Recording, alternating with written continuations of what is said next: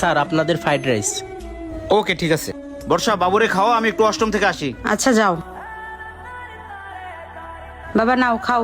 আমি খাবো না। কেন বাবা, খাবে না কেন? মোবাইল ছাড়া খাবো না। আল্লাহ, মোবাইল দেখলে বাবা বকা দেবে, তুমি না খাও। খাবো না। ভালো বাবা, খাও না বাবা। খাবো না। আচ্ছা দিচ্ছি, দেখি তোমার বাবা কই। নাও এখন খাও বাবা।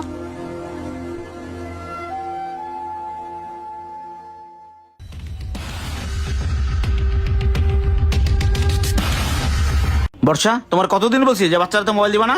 তুমি আবার মোবাইল দিছো রাতে, আর তুমি নিজেও বসে বসে মোবাইল টিপতেছো। তুমি এইদিকে মোবাইলে বিজি, ওদিকে বাচ্চা মোবাইলে বিজি, তাহলে বাচ্চা আমাদের কাছে কি শিখতেছে? বাবা খাও। না খাবো না, আমি মোবাইল ছাড়া খাবো না। দেখছো বর্ষা, ছোটবেলা থেকে ওরাতে মোবাইল দিয়ে দিই তুমি কি অভ্যাস করছো, এখন মোবাইল ছাড়া খেতে যাচ্ছে না। এটা একমাত্র তোমার আল্লাদের কারণে। দাঁড়াও বাবা, আমি একটু আসতেছি। আচ্ছা বাবা। দেখো তো বাবা, এটা কি? ফুটবল, আমি খেলবো। এটা তোমার সাথে আমি একটা শর্তে খেলতে পারি। কি সত্য? এই খাবারটা শেষ করতে হবে। আচ্ছা বাবা। খাও তাহলে। খাও বাবা। চলো বাবা। আসো বাবা, বের হও। বর্ষা, তুমি খাবারটা শেষ করে আসো। আচ্ছা। আসো বাবা। অবুঝ বাচ্চাদের হাতে মোবাইল তুলে না দিয়ে তাদেরকে খেলাধুলার অভ্যাস করুন।